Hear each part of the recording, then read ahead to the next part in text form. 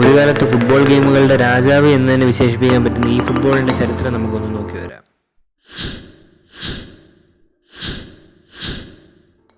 Okay, നമുക്ക് video തുടങ്ങാം. ആദ്യം തന്നെ നമുക്ക് കൊണോമിയുടെ തുടക്കം ഇടുന്നത് നോക്കാം. 1969 ജപ്പാനീസ് സ്ഥാപകമായ സംഗീത യന്ത്രങ്ങളും ആർക്കേഡ് ഗെയിമുകളും ഉണ്ടാക്കുന്ന ഒരു ചെറിയ കമ്പനി.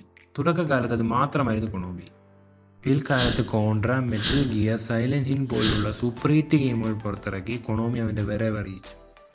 എന്താണെങ്കിലും വലിയ വലിയ കോൺട്രവേഴ്സികളൊന്നുമില്ല, അത് ഒരു എംപയറും ഉണ്ടാകാൻ പോകുന്നില്ല. അതിൽ ഏറ്റവും പ്രധാനപ്പെട്ട ഒരു കോൺട്രവേഴ്സി ആയിരുന്നു മെറ്റൽ ഗിയർ സോളിഡിൻ്റെ സ്ഥാപകനായ ഹിഡിയോ കോജിമയായുള്ള തർക്കം. Metal gear solid 5 the phantom pain എന്ന ഗെയിമിൻ്റെ ഡെവലപ്മെൻറ്റ് വർഷങ്ങളോളം നീണ്ടു. ഒപ്പം ബഡ്ജറ്റ് വല്ലാതെ വരികയും ചെയ്തു. ഇത് കൊണോമിയെ വല്ലാതെ ഡിസ്റ്റർബ് ചെയ്തു. കൊണോമി എന്നും ഫാസ്റ്റ് പ്രോഫിറ്റിൽ ഫോക്കസ് ചെയ്തു. പക്ഷേ കോജിമയാകട്ടെ ക്വാളിറ്റി ഫസ്റ്റ് എന്ന ഫിലോസഫിയിൽ അടിയുറച്ചെന്ന് വിശ്വസിച്ചു. ഇതൊരു നിസ്സാര പ്രശ്നമേ ആയിരുന്നില്ല. Company is greedy, dozen care about players എന്ന ഗെയിമിംഗ് കമ്മ്യൂണിറ്റിയിൽ കൊണോമിക്കെതിരെ ക്യാമ്പയിനുകൾ ഉയർന്നു.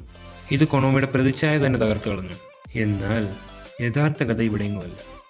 1995 പുറത്തിറങ്ങി ലീഗ് ജിക്യു വിന്നിംഗ് 11, പിന്നീട് ലോകം വാഴ്ത്തിയത് പ്രോ എവല്യൂഷൻ സോക്കർ അഥവാ PES, an era of PES versus FIFA.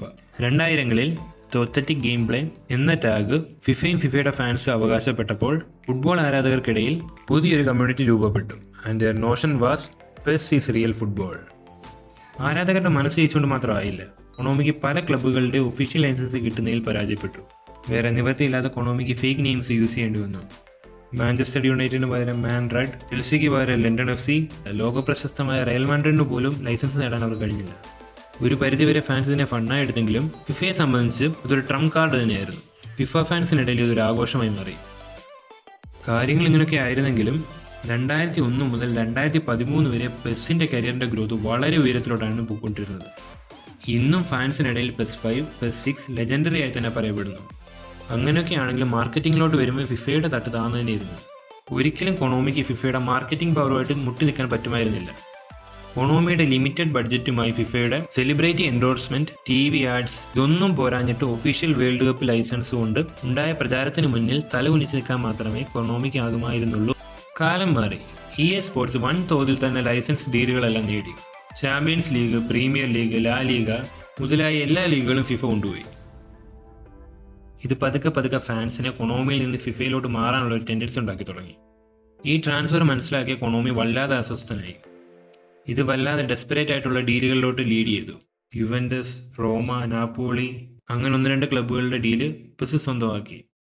എന്നാൽ ഇതിനൊക്കെ ആളുകൾക്കിടയിൽ ഒരു മിക്സ്ഡ് ഒപ്പീനിയൻ മാത്രമായിരുന്നു ഉണ്ടായിരുന്നത്. തീർച്ചയായും ചിലർ അതിനെ ഒരു സ്മാർട്ട് മൂവായി കണ്ടു. പക്ഷെ കൂടുതലും പേര് പറഞ്ഞത് ഫിഫ ഈസ് സ്റ്റിൽ ഡോമിനേറ്റിംഗ് എന്ന് തന്നെയാണ്. ഇതിനിടയിൽ മറ്റൊരു കോൺട്രവേഴ്സിയും കൂടെ ഡെവലപ്പായി വന്നത് കൊണോമി അത്ര ശ്രദ്ധിച്ചിരുന്നില്ല. കാലക്രമേണ കൊണോമിയുടെ ഫോക്കസ് മുഴുവൻ PES മൊബൈലിലോട്ട് ഒതുങ്ങിപ്പോവുകയും കൺസോൾ പ്ലേയേഴ്സിനെ ഇഗ്നോർ ചെയ്യുകയും ചെയ്തു. കൊണോമിയുടെ ഭാഗത്തു നിന്നുണ്ടായ ഈ ഒരു മിസ്ബിഹേവിയർ PESന്റെ ഹാർഡ് കോർ പ്ലേയേഴ്സിനിടയിൽ വലിയൊരു അതിർത്തി തന്നെ ഉണ്ടാക്കി. അത് വലിയൊരു കൊഴിഞ്ഞുപോക്കിലോട്ട് ലീഡ് ചെയ്തു.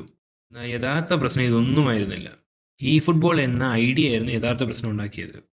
2021 shocking move, PES is dead, long live ഈ ഫുട്ബോൾ. പുതിയ engine, unreal, free to play, cross platform, എല്ലാവർക്കും ആക്സസിബിൾ.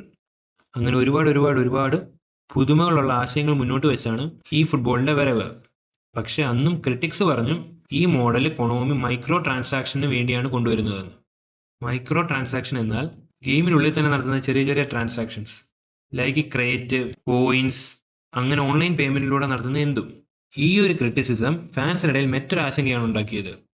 അതായത് ഇങ്ങനെ മൈക്രോ ട്രാൻസാക്ഷനിലൂടെ കളിക്കുമ്പം കളിക്കുന്ന പ്ലെയേഴ്സിന് പേ ചെയ്യുവാണെങ്കിൽ അവർക്ക് അഡ്വാൻറ്റേജ് ഉണ്ടാകും. അതിലൂടെ പേ ടു വിൻ എന്നൊരു കൺസെപ്റ്റ് ഡെവലപ്പായി വരികയും ചെയ്യും. കമ്പനിയുടെ റവന്യൂ സംബന്ധിച്ചുകൊണ്ട് അതൊരു അഡ്വാൻറ്റേജ് ആണെങ്കിലും ഫുട്ബോൾ ഫാൻസിനെ സംബന്ധിച്ചുകൊണ്ട് അതൊരിക്കലും അക്സെപ്റ്റബിൾ ആയിരുന്നില്ല. കാത്തിരിപ്പുകൾക്ക് വിരാമമിട്ട് 2021 സെപ്റ്റംബറിൽ ഈ ഫുട്ബോൾ 2022 റിലീസായി. ഫാൻസ് എക്സ്പീരിയൻസ് ചെയ്തത് വേസ്റ്റ് ഫുട്ബോൾ എവർ എക്സ്പീരിയൻസ്ഡ് എന്നായിരുന്നു. ഗ്ലിച്ച്, ഇറഗുലറായിട്ടുള്ള ഫേസ്, ഡെഡ് ക്രൗഡ്, എക്സെട്ര. ഈ പ്ലാറ്റ്ഫോമിൽ മോസ്റ്റ് നെഗറ്റീവ് റിവ്യൂഡ് ഗെയിം എന്ന പേര് പോലും ഈ ഫുട്ബോൾ സ്വന്തമാക്കി. അന്നത്തെ വൈറൽ ലിസ്റ്റിൽ റൊണാൾഡോയുടെ ബഗ് ഉണ്ടായ ഫേസ് പോലും ഉണ്ടായിരുന്നു. ഗെയിമിൻ്റെ അവസ്ഥ വളരെ മോശമായിരുന്നു. എത്ര മോശം എന്ന് പറഞ്ഞാൽ അന്നത്തെ മെയിൻ സ്ട്രീം മീഡിയാസ് പോലും അത് റിപ്പോർട്ട് ചെയ്തു. ഫാൻസിനുണ്ടാക്കിയ വൻ ഡിസപ്പോയിൻമെൻറ്റ് കാരണം കൊണോമി കിൽഡ് PES എന്ന ഹാഷ്ടാഗുകൾ വല്ലാത്ത തോതിൽ ഉയർന്നു വരികയും ചെയ്തു. ഇത്തരം മോശം അവസ്ഥയിൽ നിന്നൊരു തിരിച്ചുവരവിന് കൊണോമി അഹോരാത്രം പാടുപെട്ടു.